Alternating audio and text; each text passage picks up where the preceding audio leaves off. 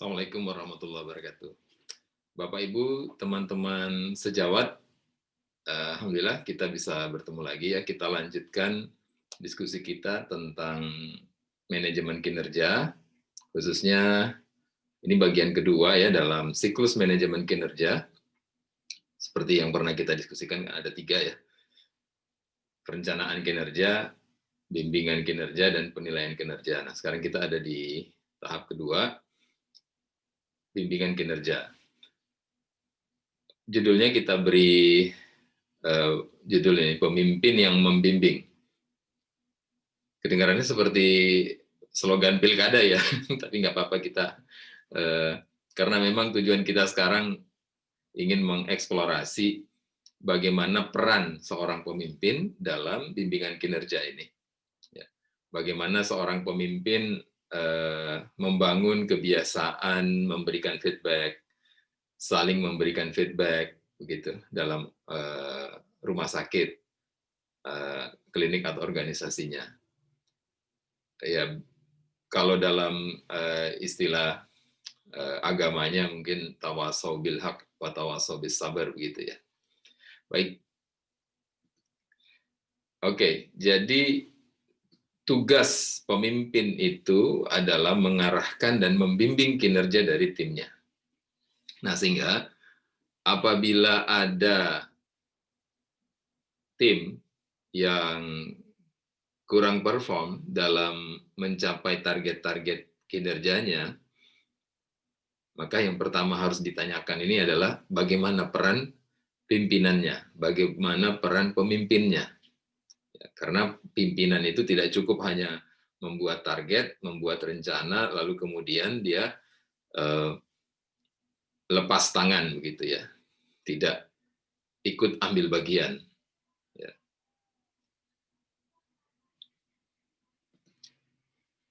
Ini tadi yang saya sampaikan di awal, ada yang kita sebut dengan continuous feedback. Ya. Continuous feedback ini adalah sebuah proses ya, ketika pemimpin ya, ataupun orang-orang yang terlibat di dalam satu tim ini saling memberikan feedback yang berkelanjutan, yang memungkinkan proses internal di antara mereka itu berkembang dengan satu tujuan adalah improvement, peningkatan untuk mencapai kinerjanya ya. Nah, tadi saya sampaikan bahwa ini semacam saling menasehati lah. Ya, kita kalau bahasa terminologi agamanya mungkin lebih tepat ke sana. Jadi saling menasehati di antara mereka, di antara tim ini. Saling itu kan harus ada ini ya, harus ada interaksi, tidak bisa hanya dari satu pihak saja. Nah, jadi pemimpinnya memberikan feedback ya, pada anggota timnya, begitu juga anggota tim memberikan feedback kepada pemimpinnya. Nah, ini baru dikatakan sesuatu yang berjalan dengan baik ketika ada proses antara dua pihak begitu.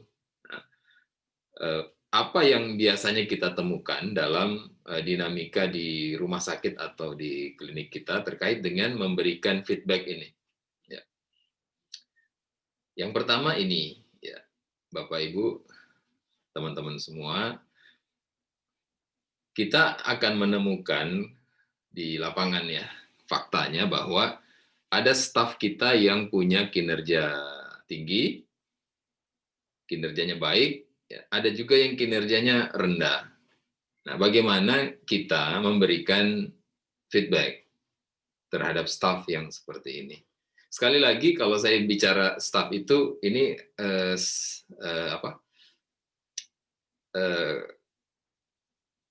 cakupannya luas ya.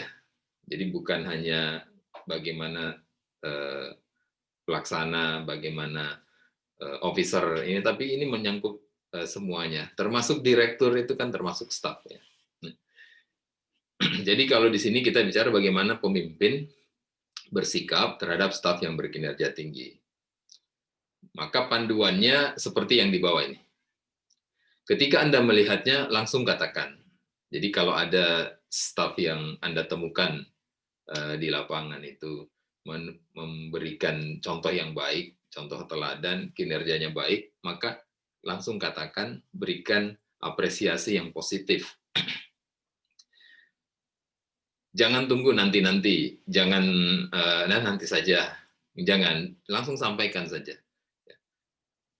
Ketika Anda melihatnya, langsung katakan. Ya. Nah, ini perlu dibangun memang kebiasaan seperti ini, karena seringkali orang beranggapan, ya itu kan memang tugasnya dia, ya.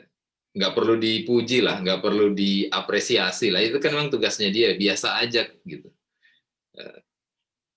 Nah, jangan salah ya, ketika misalnya ya, Anda melihat ada staf di rumah sakit Anda, ketika dia jalan, dia ketemu dengan ada sampah, misalnya bungkus permen misalnya ya, kemudian tergeletak di lantai, lalu dia ambil bungkus permen itu dan dia cari tempat sampah, lalu dia taruh di tempat sampah.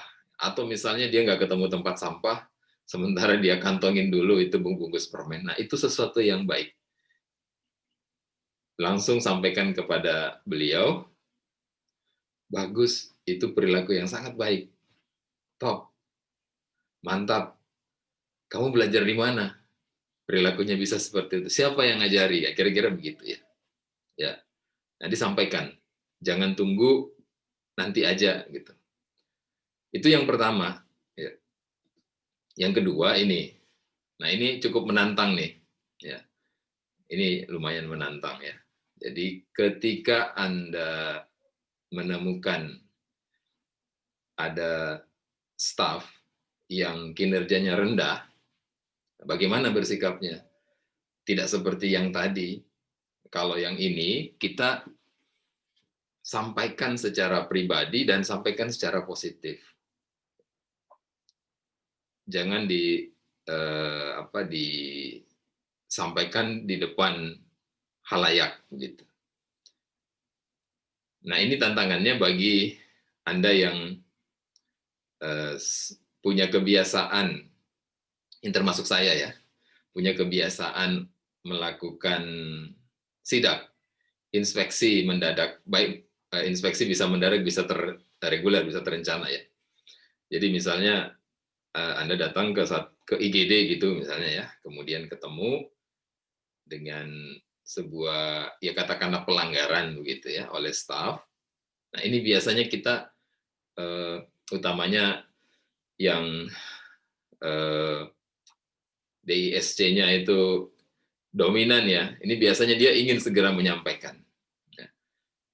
Kalau saran saya, lihat kondisinya. Kalau yang ingin Anda sampaikan itu sifatnya menuju kepada satu orang, sebaiknya tahan. Jangan disampaikan di halayak. Tapi kalau misalnya yang ingin Anda sampaikan itu konteksnya adalah nasihat untuk satu tim, begitu ya. Sampaikan, tapi dengan cara yang baik, ya tetap dengan cara yang baik. Ya. Ya, misalnya begini, ada penegakan aturan, misalnya aturannya pengunjung, ya pengunjung nggak boleh ramai ya. Di masa pandemi ini beberapa rumah sakit membatasi ya pengunjung atau yang jaga pasien di ruangan itu satu orang saja. Nah, misalnya Anda menemukan datang ke rawat inap, menemukan ini ada satu pasien dijaga lebih dari satu orang. Ini kan berarti sebuah pelanggaran. Anda sampaikan boleh ya, di lokasi itu, tapi dengan cara yang baik. Ini tentu nanti efeknya juga bisa untuk edukasi ke customer, ke pasien. Bahwa apa sih manfaatnya, kenapa ada aturan seperti itu, sampaikan di situ. Karena seringkali staf kita juga sebenarnya sudah mengingatkan, tapi customer-nya ini yang seringkali memaksa, ya tipikal ya kultur di kita seperti itu. Nah, kalau yang menyampaikan langsung direktur, pasiennya juga tahu ini Anda sebagai direktur sedang melakukan inspeksi gitu, mungkin efeknya akan berbeda ke pasiennya gitu. Nah, jadi saya kembali ke topik ini bahwa kalau Anda menemukan staf yang kinerjanya rendah, sampaikan secara pribadi dan sampaikan secara positif. Saya juga sering inspeksi begitu datang ke rumah sakit yang sifatnya mendadak, tidak terencana, bisa malam, bisa subuh gitu.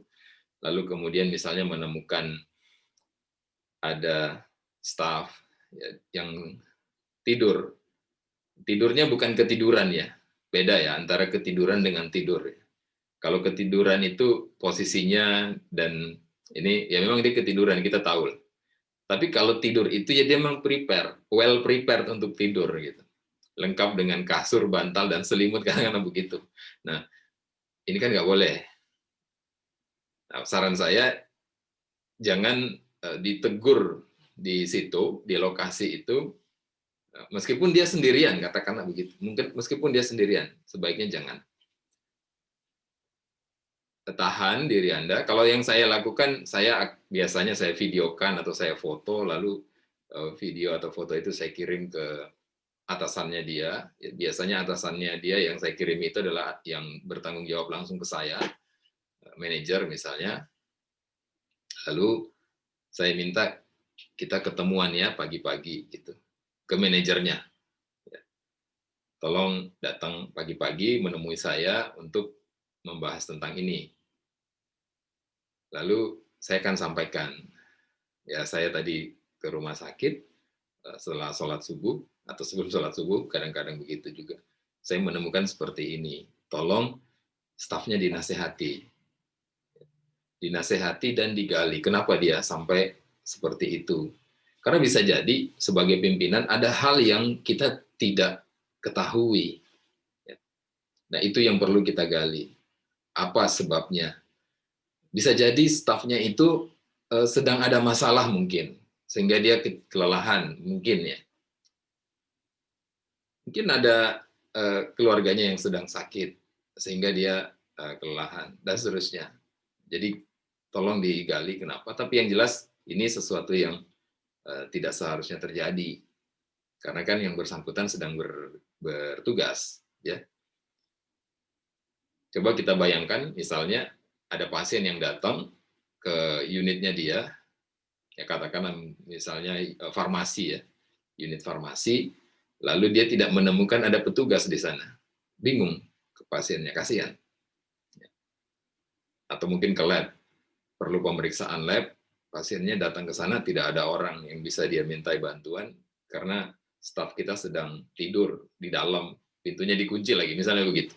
Nah, ya kita sampaikan intinya dengan secara pribadi, tolong panggil saja ya secara pribadi dan disampaikan secara positif. Secara positif itu artinya kedepankan dulu prasangka positif bahwa pasti dia punya alasan kenapa dia sampai melakukan itu.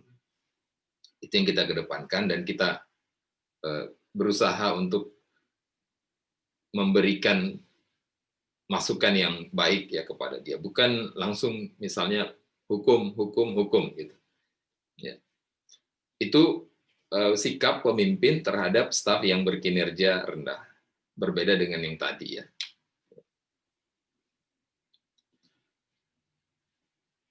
Ini ada pendekatan lain yang juga melibatkan bagaimana seorang pemimpin membangun hubungan atau membangun komunikasi.